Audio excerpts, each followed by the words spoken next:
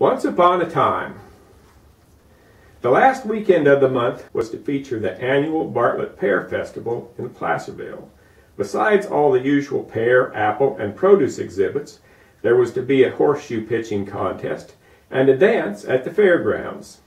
We made a day of it. By the time the dance began late that evening, I'd had just about all the fun I could stand. My plan was to peek in, size up the festivities, and head home.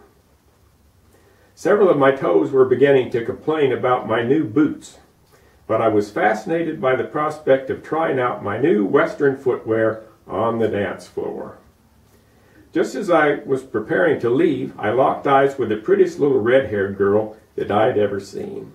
She and several other young ladies were eyeing me coyly from across the dance floor, and their combined effect was more than sufficient to impair the best judgment of any naive 10-year-old boy, new boots and all.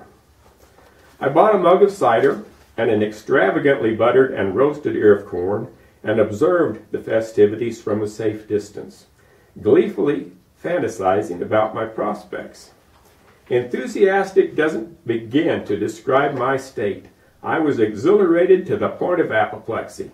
After finishing my refreshments, I licked my fingers, sleeve-groomed my nose, and took my place alongside the other expectant onlookers in hopes of an opportunity to join in the fun.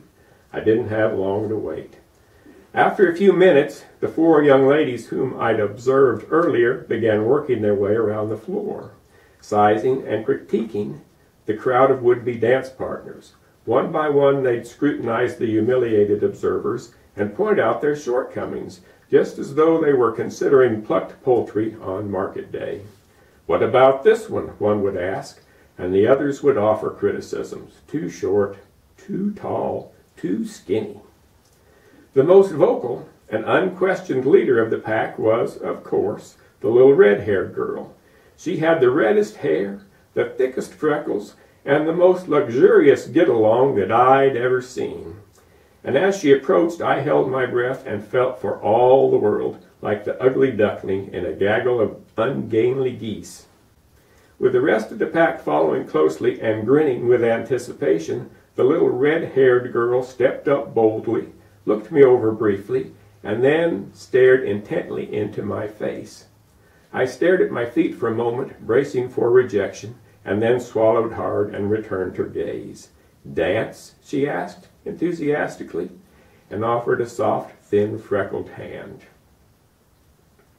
My head was swimming, my heart pounded, and I was dangerously lightheaded from holding my breath.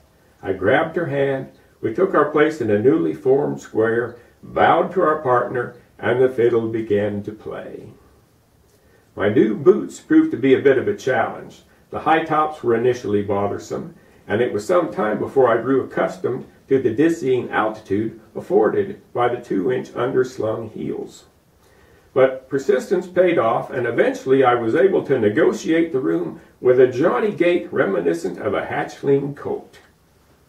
That little red-headed temptress whizzed tirelessly and elegantly around the room, frock flying and pigtails trailing, and I galloped happily at her side like a gangly pup, thoroughly enraptured in a state of perfect bliss. We'd allemande right and allemande left and do-si-do squares and circles around that crowded complex for the better part of an hour. And all at once I became aware that my poor feet were throbbing madly in those new boots, and several of my toes were clearly in tremendous distress.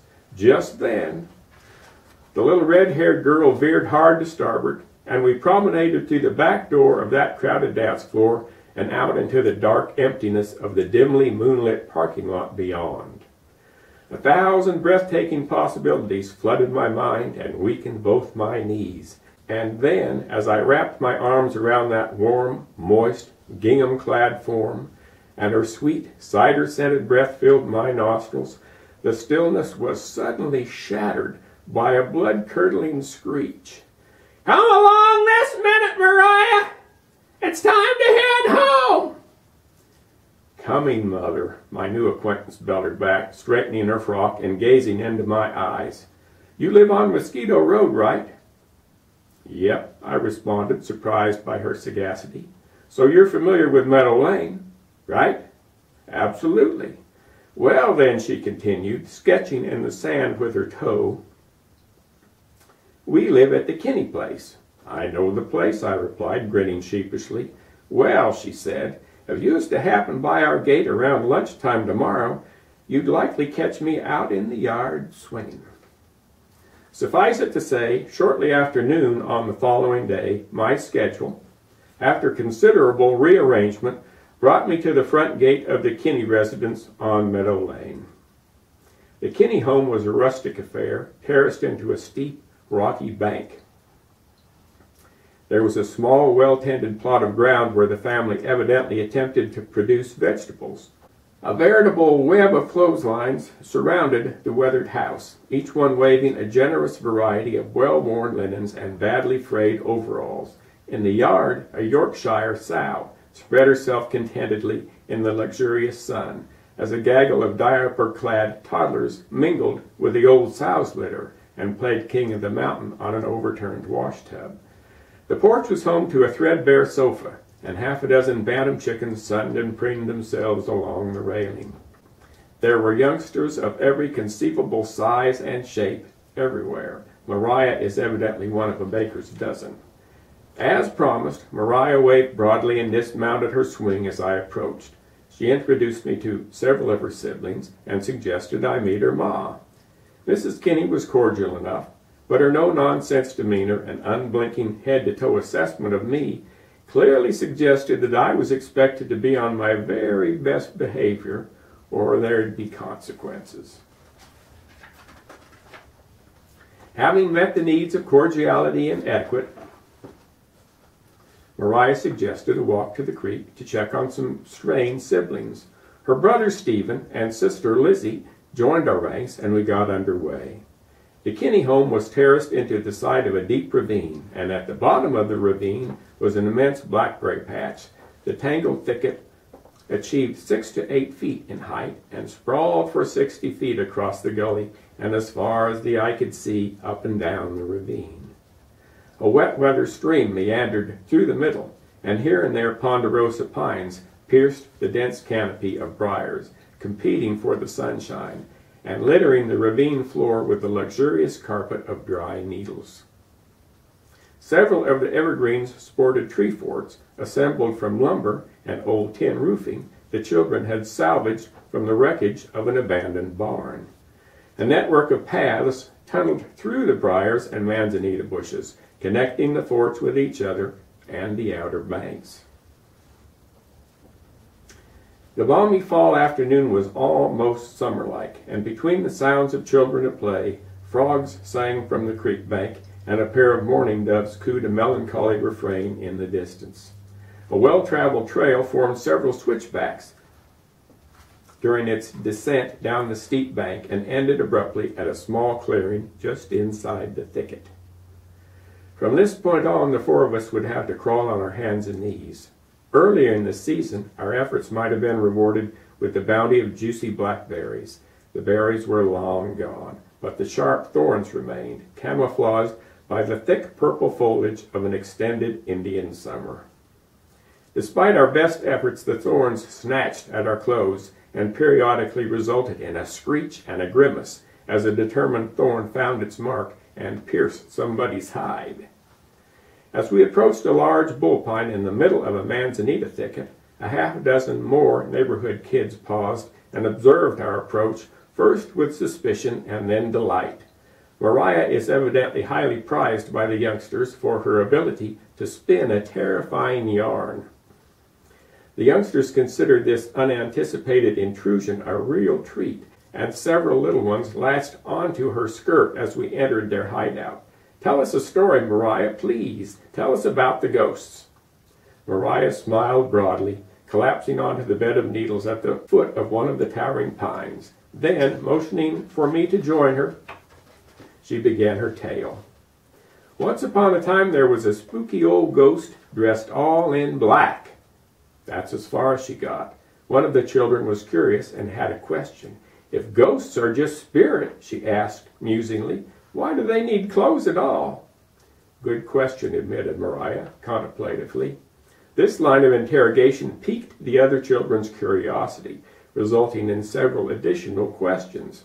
If ghosts wear clothes, asked another, do they have to wash them? Do ghosts get ring around the collar?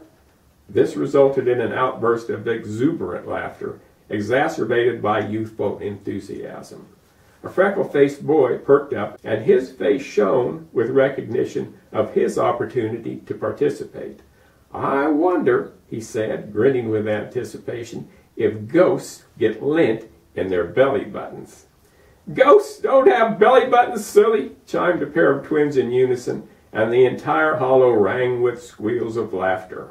In the middle of this jocularity, the briars rustled, and in stepped several more denim-clad juveniles, who'd evidently overheard the ruckus from across the hollow and come to investigate the cause of all the merriment. They seemed to sense the jovial mood of the assembly immediately. One little boy sprawled on the ground, rested his chin on his hands, and offered a yarn of his own. You should have seen what happened at our house. There's a big old snapping turtle in our pond. The Skinner's cow was standing belly deep, cooling off the other day, when that old snapper swum up and bit the end right out of one of her spigots.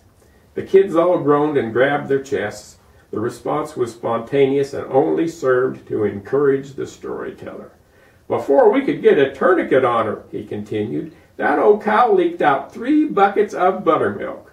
Oh, go on, said Mariah. That ain't nothing, chimed in another. We had a big old wolf trap set at our pond trying to catch a darned old coon. One of them big snappers got caught by the neck. Before we could drag him out and give him what for, that rascal chewed his head off and got clean away. A couple of days later he come dragging up the hill, fit as a fiddle, and carrying his head in his mouth. At that moment a distant halloo echoed from across the hollow. Skedaddle, whispered Mariah, and the entire assembly vanished into the thicket. Questioning Stephen, I was enlightened. Evidently the serenity of the neighborhood is periodically disturbed by a gang of roughnecks from Hawking Street. Hurry up, whispered Mariah, and she headed up the trail toward home. As we reached the edge of the briar patch, the Hawking Street crowd was fast approaching. I figured this was all in good fun, but I had the impression there was an element of real risk in these maneuvers. Mariah and her siblings seemed anxious to get out of sight. We were still 100 yards from the Kinney place at the top of the hill when we rounded a bend and the trail forked. This way, panted Stephen as he took the right fork.